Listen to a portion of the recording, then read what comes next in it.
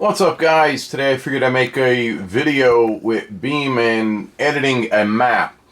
So you're going to go ahead and take the map itself and extract it.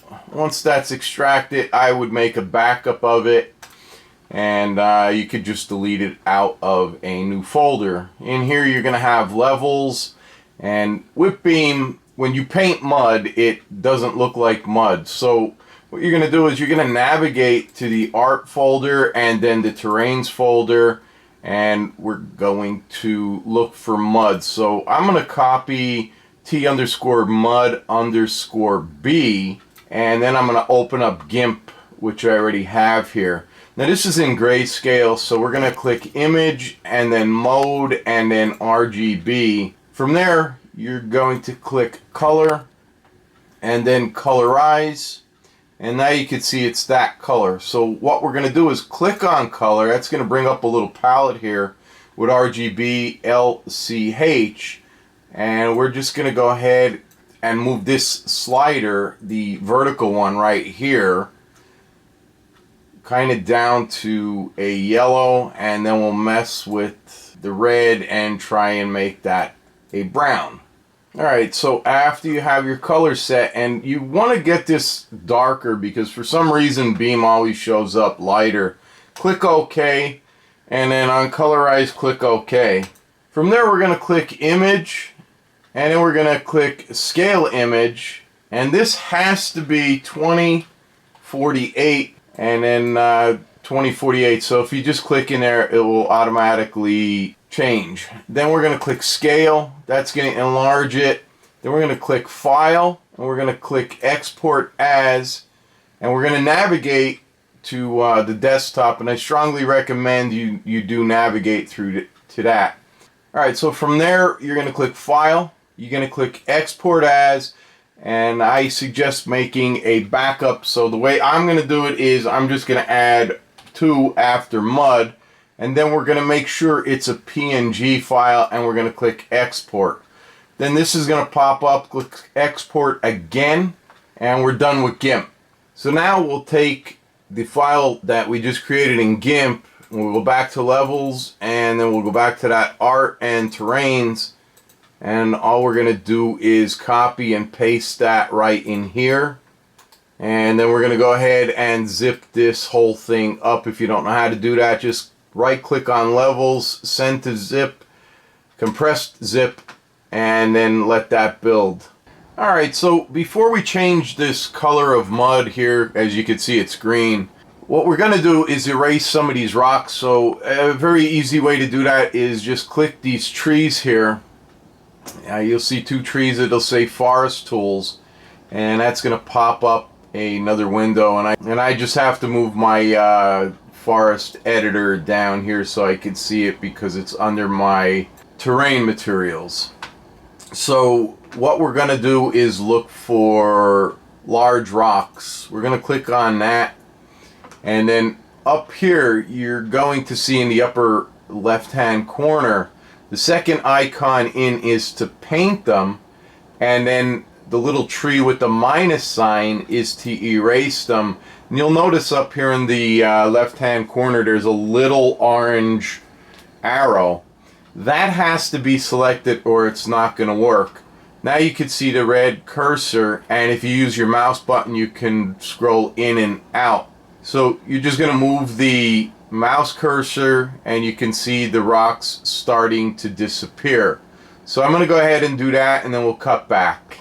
Alright, so after we have those erased, what we're going to do is the upper right hand corner, kind of in the middle of the screen, you're going to count from the last icon over 3 icons.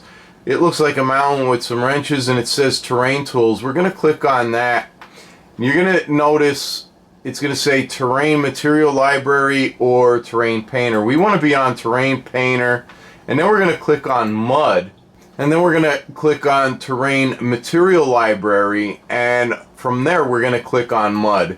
That's going to pop up this window here. Now this right here, if I enlarge this a little bit, you can see this is the base color for the map. You want to click on that, and then it's going to open another file dialog box up here, and you'll have to click the little arrow to drop it down. So this is your level that you're in, and what we're going to do is scroll and find that mud 2 that we created. So you can see that right here. We're going to go ahead, we're going to click on that one time, left click, then we're going to click open, and you're going to notice that changed up here. Then we're going to click save changes to file, and now you could see that automatically painted the mud, and it also changed the texture to ground, so you will sink in it. Now you could go ahead and edit. The other thing you can do to erase trees is the exact same way I erased those rocks. The other thing I want to show you guys is if you click on this little pencil up here, it says object select. I want to change the color of the water, so if we click on this little wavy thing, it's going to show up my water pond. And just to briefly cover how you do that, you would click this little circle with the plus sign, and then over here there's a little square box with that same sign that says water block. When you click on that, it's going to be very big, and the way you resize that is you'll have this big orange box, but it's going to expand quite far. Where these up, down, and left, right arrows are with the circle arrow, it's a solid square next to another square. If you clicked on that, you'll notice these changed. Now you can move your X, Y, and Z axis for these orange lines to make it more coverage, less coverage, and also the height. When you're happy with that, then you can click on the up, down, left, right arrows, which now turns to the normal X, Y, and Z axis to move left, right, up, down, and so forth. But what I'm interested in is coloring the water. So we're going to go ahead and we're going to click that object, and we're already set here. Over here in the right, you're going to notice it says waves, and then overall wave magnitude. I have mine set to -0. I just don't want any type of waves in here. And then ripples, the same thing, overall ripple magnitude. I have mine set to 0.300, and it gives a little bit movement in there. If we look up above, you'll see liquid type, water, and then under base color, you'll notice mine's green because I had a green water. If we use the vertical slider, we can go ahead and make that a murky type brown. And I'm not really seeing anything, you know, drastically different, but if we were to change that to blue and you had a blue background, that's how you would change the color of your water. Alright, so a quick easy way to copy, say, like this mud type pit, puddle, whatever. You come over here, and what you'll do is the fourth icon in on the upper center here, it looks like a road. You click on that, and when you highlight that, you can see all the tracking. So all I did is highlight that, and if you press Control and D, it's going to turn it green, and now you can go ahead and you can move this to wherever you want to move it. Alright, so another fast, easy thing is, like, say I want some tire tracks going into that pit. I'll highlight their tire tracks, and then again, Control, press the D on your keyboard, and we can go ahead and move that, and you'll move all the nodes, and we'll get into showing you how to extend that. But this is a quick, easy way to go ahead and do that. Use page up, and you can move up, and then we're just going to navigate and drag that right to our pit. Okay, so after you have this copied where you want, you're going to, if we zoom in on it, you'll see you'll have the tire tracks like that, and then these little nodes, you can stretch them and put them where you want, and that will change the length and kind of the curve where you want to come in. And you'll notice you don't want to stretch these way out, because it doesn't look proper. So you'll notice that I'm a little short here.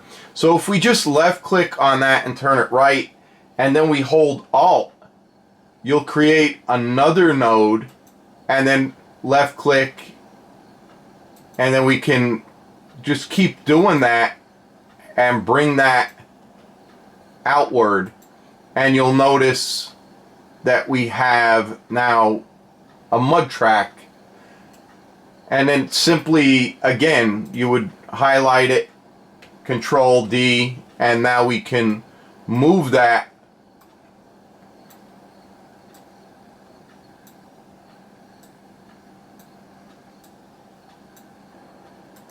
over to there, and now you have two of them, and you can replicate that again over here. And I'm not happy with this part over here, and if you start getting bunched up pieces like that, that's what happens. Now to make this a little bit smaller, first you would select that, and then you would left click on that, and then over here in Inspector you'll see node width. So if you just click on one node and highlight it, it's only going to affect that particular node. If we go ahead and say we wanted to add another one, you would click Control and then highlight that one, and that will turn it white. And then there's a positive and negative, and as you can see, that starts to get more narrow. You just kind of mess around with it until you get what you're looking for. Alright, so I made this a little too wide. So what you'll do is you'll just highlight it again, click on a node, and when it turns white, press delete on your keyboard, and you can delete the nodes that way.